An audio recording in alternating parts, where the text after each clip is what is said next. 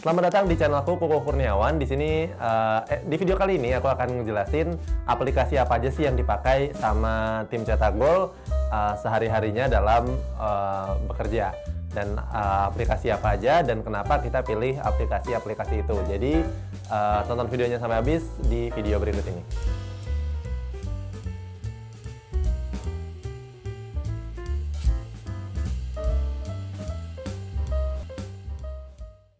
Nah, di video ini aku akan ngejelasin soal aplikasi-aplikasi apa aja sih yang kita pakai di tim Cetak Gol dan apa kegunaannya.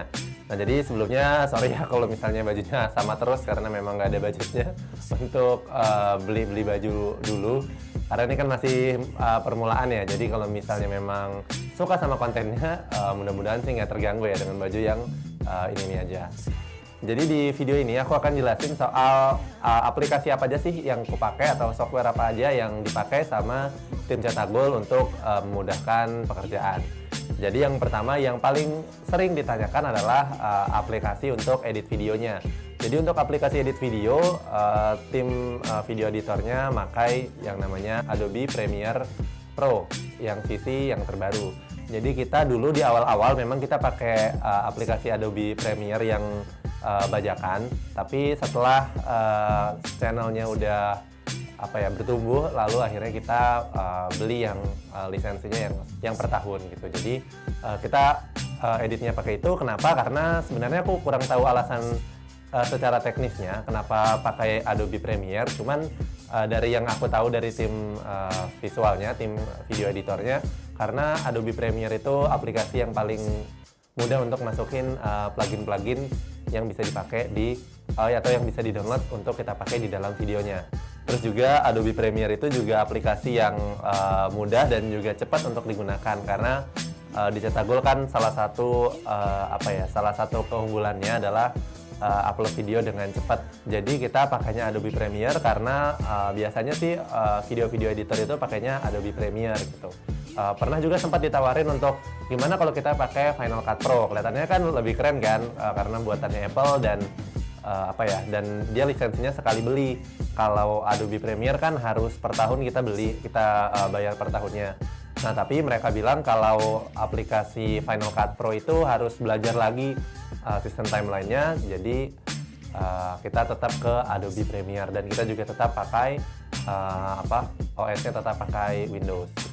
Nah, terus untuk tim penulisnya kita pakainya WPS Office. Jadi karena Microsoft Word itu berbayar dan WPS Office itu gratis dan sama-sama aja fiturnya, jadi kita pakainya WPS Office. Jadi sebenarnya kan fungsinya sama-sama untuk ngetik. Nah, tapi kalau misalnya ada naskah-naskah yang membutuhkan kolaborasi, jadi kita pakainya Google Docs. Jadi Google Docs kenapa? Karena aplikasinya juga pertama gratis dan bisa real time untuk nulis dan ngeditnya dan juga ngerisetnya. Jadi tim yang ngeriset, yang menulis, sama yang editor untuk tulisannya itu bisa kerja bareng-bareng. Jadi bisa selesainya juga bisa lebih cepat. Terus juga Google Docs ini juga ringan karena bisa dipakai lewat browser.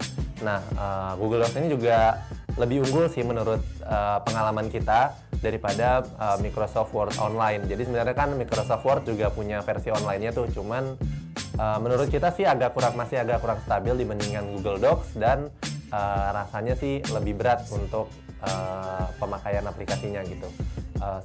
Jadi lebih seamless yang Google Docs. Terus lanjut ke aplikasi chatnya. Jadi sebenarnya kita ada dua fungsi. Jadi ada untuk fitur chatnya, terus juga kita pakai fitur grupnya. Grupnya bisa ngelis apa-apa aja yang dibutuhkan. Jadi untuk Microsoft Teams kita punya dua fungsi. Yang pertama adalah untuk chat secara personal yang berkaitan dengan urusan-urusan kerjaan. Terus juga ada grupnya yang dibagi lagi per topik-topik. Jadi kalau misalnya grup umum biasanya info-info pengumuman penting. Terus ada grup untuk randomnya, jadi yang di luar urusan kerjaan ya, kayak misalnya ada yang mau berenang bareng, ada yang mau ngajakin acara apa, nah itu biasanya di random. Terus juga ada untuk masing-masing grupnya, misalnya grup visual sendiri, grup penulis sendiri, dan lain-lain. Nah, terus untuk chatnya kita pisahin antara chat urusan kerjaan sama yang personal. Jadi kalau apapun yang berkaitan dengan kerjaan itu kita chatnya di Teams. Jadi kita nggak pakai aplikasi yang umum seperti WhatsApp ataupun Telegram, karena aku sendiri ngerasa kalau kita pakai WhatsApp, pakai Telegram tuh agak kecampur dengan chat yang personal. Nah, jadi dengan Teams lebih fokus untuk aplikasi chat untuk untuk koordinasi antar kerjaan. Microsoft Teams ini juga gratis karena bisa dipakai di Android, di iOS, dan juga versi webnya, dan juga aplikasi di Windows dan juga di Mac-nya. Jadi walaupun ada yang pakai Mac, ada yang pakai Windows, kita juga tetap sama mengakses aplikasi yang sama. Sebenarnya juga ada aplikasi yang namanya Slack, jadi itu juga ada versi gratisnya. Cuman versi gratisnya tuh ada maksimalnya 10.000 atau 100.000 chat gitu. Setelah itu maka chat-chatnya akan terarsip secara otomatis, dan kalau kita mau aksesnya kita harus membayar sekian dolar per orang. Jadi kita agak keberatan dengan itu karena kita pengennya yang gratis-gratis aja, atau juga sama aja fiturnya dan fungsinya juga kurang lebih mirip. Makanya kita pindah ke Microsoft Teams. Terus lanjut ke aplikasi berikutnya adalah Trello. Jadi ini mungkin aplikasinya masih agak kurang umum, tapi Trello ini fungsinya kurang lebih sama kayak papan tulis di kantor. Nah, jadi karena belakangan ini ataupun sebenarnya sih memang kultur kerjanya di Cetak Gol itu ada yang bisa work from home. Jadi untuk akses papan tulis besar di kantor itu kan memang agak PR lagi ya, kecuali ada yang minta fotoin dan seterusnya. Jadi kita pakainya di aplikasi yang namanya Trello ini. Jadi di Trello ini kita bisa masukin dokumen dan juga foto. Jadi kalau misalnya setiap naskah yang ditulis itu ada masing-masing satu boardnya. Nanti mungkin ada ilustrasinya. Nah, di situ kelihatan tuh siapa yang upload thumbnailnya, siapa yang kirim naskahnya, dan seterusnya. Jadi bisa ke-track di sana semua, jadi memudahkan kita untuk ngelihat. Jadi di situ kita bisa ngelihat tuh siapa yang kerjaannya telat, siapa yang tepat waktu, dan kelihatan juga naskah mana yang sudah diupload, terus juga naskah mana yang masih ditulis, dan seterusnya. Ini bisa digunakan juga untuk banyak hal sebenarnya, nggak cuman media, itu bisa disesuaikan dengan kebutuhannya masing-masing. Tapi ini sangat berguna banget aplikasinya Trello, dan juga gratis, bisa kalian download juga di PC, Mac, dan juga browser. Terus juga ada aplikasi di smartphone-nya antara iOS atau Android-nya. Lanjut ke aplikasi berikutnya adalah aplikasi Kerjo. Jadi ini sebenarnya aplikasi lokal buatan Indonesia.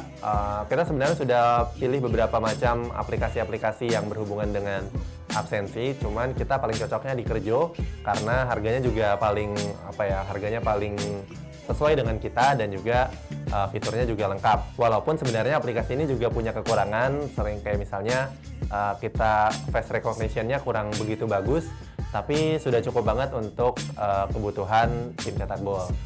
Jadi di aplikasi ini kita bisa ngelihat siapa yang telat, siapa yang tepat waktu, terus juga siapa aja yang masuk kerja di hari itu, dan juga untuk izin cuti dan juga izin sakit juga bisa di aplikasi itu. Nah, ini berguna untuk yang timnya sudah lebih dari 3 orang. Jadi kita bisa nge-track satu-satu siapa aja yang hari ini kerja, siapa yang hari ini libur, dan seterusnya. Nah, terus apa bedanya dengan pakai sidik jari yang biasanya di kantor-kantor kan punya absen fingerprint tuh. Nah, bedanya kita bisa absensi untuk yang work from home. Jadi kalau misalnya lagi WFH bisa tetap absen, dan bisa terus absennya juga kan kelihatan wajah, jadi bisa kita lihat tuh ini baru bangun tidur atau memang sudah siap untuk bekerja. Terus juga yang selanjutnya kita pakai LAN. Jadi kalau kita pakai LAN kan itu sebenarnya standar ya untuk kantor-kantor.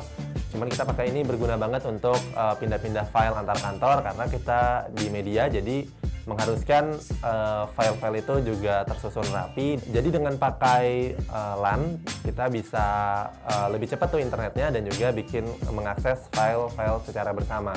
Jadi kita nggak pakai Google Drive atau OneDrive dan cloud service yang lainnya, karena sebenarnya kita membutuhkan file-file yang besar, karena file-file hasil render kan cukup besar tuh. Kalau kita upload lagi ke internet agak cukup PR lagi untuk menunggunya, dan dan kurang simple gitu. Tapi kalau kita pakai LAN proses pemindahan filenya cepat dan juga nggak ada batasan berapa kuota yang disediakan oleh cloud service-nya. Jadi mungkin itu aja aplikasi-aplikasi yang kita pakai di Cetak Gol. Mudah-mudahan bisa menjawab semua. Kalau ada yang masih mau ditanyain, bisa ditanya di kolom komentar. Sampai jumpa di video yang berikutnya lagi.